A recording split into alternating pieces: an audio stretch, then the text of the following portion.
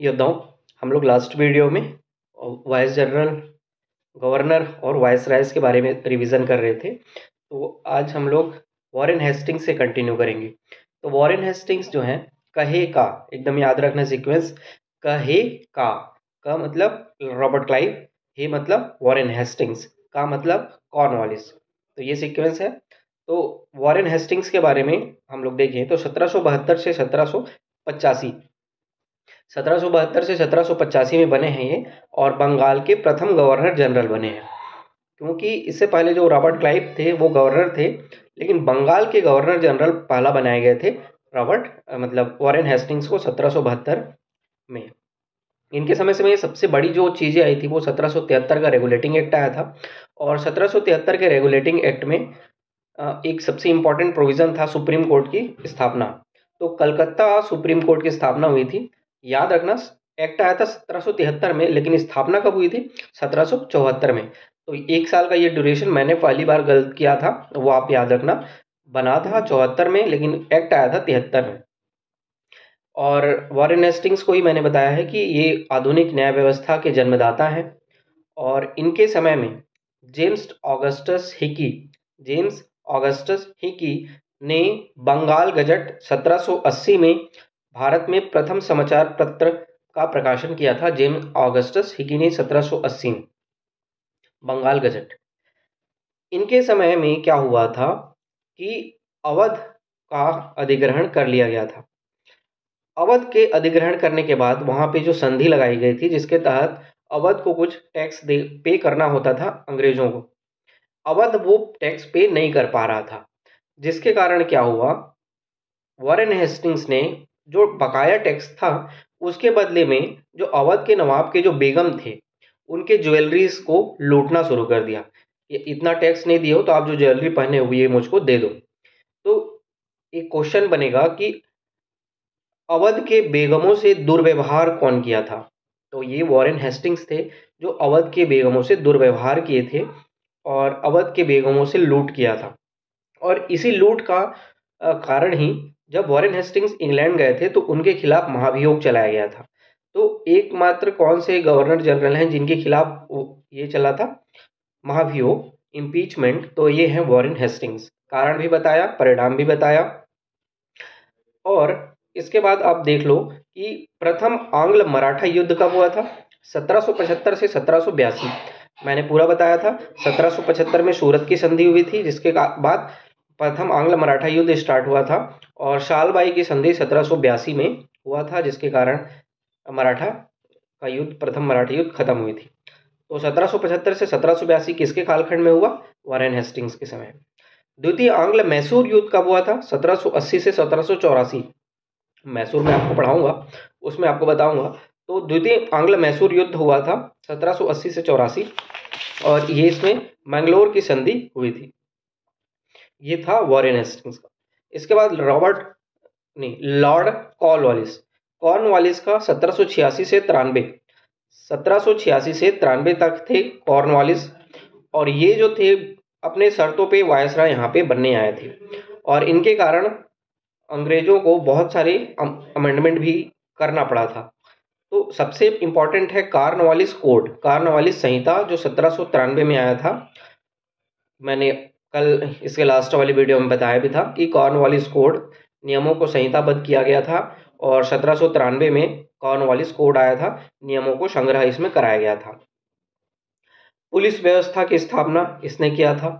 भारतीय सिविल सेवा आईसीएस की जन्मदाता भी कॉर्नवालिस को कहा जाता है। और हम लोग जो भू राजस्व प्रणाली में स्थायी बंदोबस्त पढ़ते हैं, परमानेंट सेटलमेंट, तो स्थायी बंदोबस्त या स्तमरारी भी कहा जाता है, जिसको 1793 में शुरू किया गया था सर जॉन शोर के द्वारा। तो सर जॉन शोर के द्वारा सुझाया गया ये एक प्रणाली है, स्थायी बंदोबस्त या फिर स्तमरारी, 1793 में आया था। उस समय कौन लाया था और किसके समय लाया गया था, ये दोनों इंपॉर्टेंट होता है। तो सर जॉन शोर के समय लाया गया था, और स्थायी बंदोबस्त स्तमरारी 1793, ये चीजें थी। और कलेक्टरों को न्याय संबंधी कार्य से अलग कर केवल राजस्व वसूली में लगाने का भी काम इन्होंने किया था। तो कलेक्टरों को न्याय संबंधी कार्य से अलग कर केवल राजस्व वसूली में भी लगाए थे लॉर्ड कॉर्नवालिस। इसके बाद है लॉर्ड वेलेज़ली। लॉर्ड वेलेज़ली हैं 1798 से 1805। इनका कार्यकाल सबसे ज़्यादा फेमस रहा है सहायक संधि के कारण। सहायक संधि में होता क्या था कि अंग्रेज अपनी सैनिक रख देते थे जिनके साथ सहायक संधि करते थे। सपोज अवध के साथ या हैदराबाद के निजाम के साथ पहली सहायक संधि हुई थी 1798 में, तो उनमें जो सहायक संधि हुई तो वहाँ पे वो जाते थे, तो सहायक संधि में अंग्रेज सैनिक रखते थे राजा लोग, उसके बदले में वहाँ के जो विदेश नीति थी और उस सैनिक को रखने का पूरा जो खर्च होता था वो उस राज्य का खर्च होता था। बदले में अंग्रेजों को क्या हुआ, फ्री में वो सैनिक मिल गए और उस राज्य के खिलाफ क्या हुआ कि कोई भी एक्सटर्नल खतरा आता है तो वो अंग्रेज सैनिक उनके लिए लड़ेंगे। तो इसलिए दोनों की आपसी सहायक संधि होती थी और इसको शुरू किया था लॉर्ड वेलेज़ली ने। सबसे पहला अगर आपको बोला जाए कहाँ पे शुरू हुआ था तो हैदराबाद का जो निज़ाम था पहला सहायक संधि किया था। और सहायक संधि का अगर आपको मैंने कहाँ कौन-कौन से हुए थे वो आपको याद करने की बात बताऊँ तो निज़ामे अपे भोसे याद रखना। निज़ामे अपे भोसे, निज़ामे मतलब हैदराबाद का निज़ाम, मैं मतलब मैसूर, अपे अवध, पेशवा, भोसे भोसले और सिंधिया। तो इस तरीके से याद रखना, निज़ामे अपे भोसे सहायक संधि का सीक्वेंस है। और सबसे पहला है हैदराबाद की निज़ाम। 1799 में चतुर्थ आंग्ल मैसूर युद्ध हुआ था और टीपू सुल्तान की मृत्यु हो गई थी और यहाँ पे मैसूर में जो इन लोग की शासन थी वो ख़त्म करके आंग्यार वंश की स्थापना कर दिया गया था। तो 1799 में चतुर्थ आंग्ल मैसूर युद्ध के समय कौन गवर्नर थे? लॉर्ड वेलेज़ली। लॉर्ड वेलेज़ली को बंगाल का शेर भी कहा जाता है, ये भी इम्पोर्टेंट है। बाजीराव द्वितीय से इन्होंने 1802 में बैसिन की संधि किया था। बैसिन की संधि 1802 में किया था और द्वितीय आंग्ल मराठा युद्ध जो हुआ था 1803 से 1806 के बीच में, ये चीज़ें हैं। और दिल्ली पर अंग्रेजों का अधिकार जो मैंने बताया था अकबर द्वितीय के समय हुआ था और अकबर द्वितीय जो थे वो अंग्रेजों के शरण में बने पहले मुगल शासक थे और उसी समय अंग्रेजों का दिल्ली में अधिकार हो गया था और वो समय था 1803। गवर्नर थे कौन? वेलेज़ली। सिविल सेवकों के प्रशिक्षण के लिए कलकत्ता में फोर्ट विलियम कॉलेज की भी स्थापना किया था। मैंने बताया भी था ये 1801 में। 1801 में सिविल सेवकों के प्रशिक्षण के लिए कलकत्ता में फोर्ट विलियम कॉलेज की स्थापना किया था। ये बहुत ज़्यादा एग्रेसिव थे, लोग बहुत निराश थे, तो इनकी निराशा को दूर करने के लिए अंग्रेजों ने फिर से लॉर्ड कॉर्नवालिस को भेजा था कि आप जाओ, वेलेज़ली की जो उग्र नीतियाँ हैं उसके कारण वहाँ के लोग निराश हैं, आप जाओ और थोड़ा-सा देखो। 3 माह रहे लॉर्ड कॉर्नवालिस, फिर से आए थे, 3 माह रहे और उनकी मृत्यु हो गई। तो गाजीपुर में इनकी समाधि बनाई गई है।